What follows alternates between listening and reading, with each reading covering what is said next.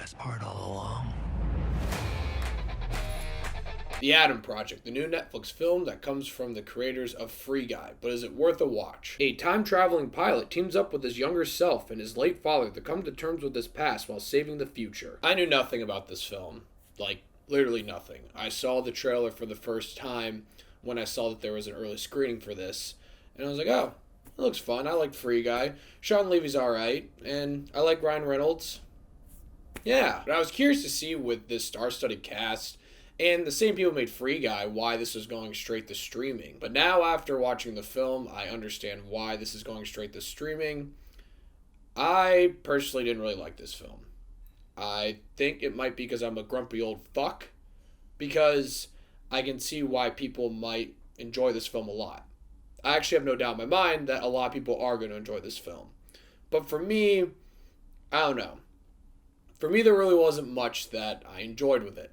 I'll talk about the things I enjoyed. I think Ryan Reynolds, Mark Ruffalo, I think everyone does a great job in the film, acting-wise. I think the little kid that plays younger Ryan Reynolds, I think he's great too. I think his chemistry with Ryan Reynolds is actually really well done. And there are some touching moments throughout the film that were somewhat surprising. But that's about it. This is a time-traveling movie. And my rule of thumb with time-traveling movies is you can't really think about them too much, because then you're going to put your mind into a pretzel. I feel like a lot of time-traveling movies get a pass for some things that don't really make sense. But if the movie's made well, you can look past those things. Some time-traveling movies I can think of the top of my head, definitely Back to the Future. There's definitely things that if you dissect the film, it doesn't make sense, especially with Avengers Endgame.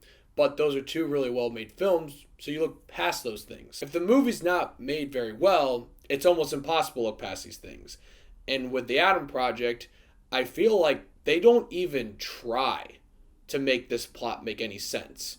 Or they don't even try to avoid any plot holes with this whole time-traveling gizmo. There are some rules they put in place, and they completely break them, and it seems like nothing really happens.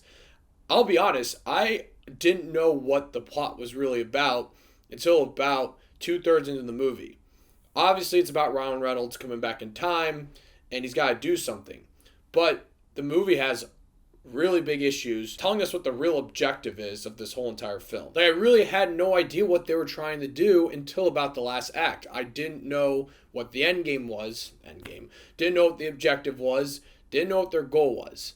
And that can make the experience very frustrating, and you can tune out. People are going to say this is a fun family movie for kids, but it rides that line where I don't think it's made for kids.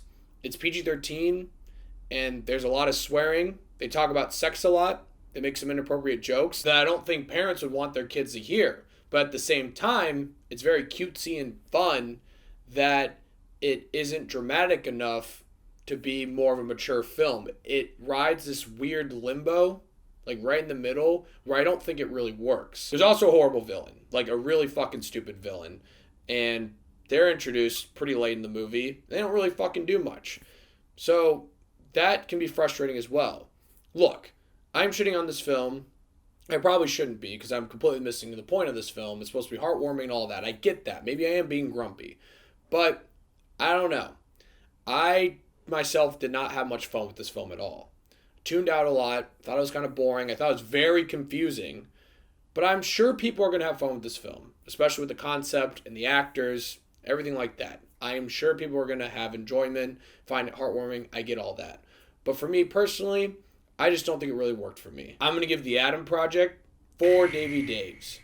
I'm curious to see what people think about this film. And like I said, it's going straight to streaming with this giant cast and a crew of filmmakers that made a blockbuster like Free Guy. So that is a red flag right there. But I can completely see why this is going to streaming, because I can only imagine if this was in theaters, I don't think many people would go see it, especially with Batman coming out and we're getting close to spring and summer season. So I can see why it's going to streaming. But when it is on streaming, let me know what you guys think. I'm curious to hear. And thank you so much for watching. Click here to see more of Davey Dave's Takes.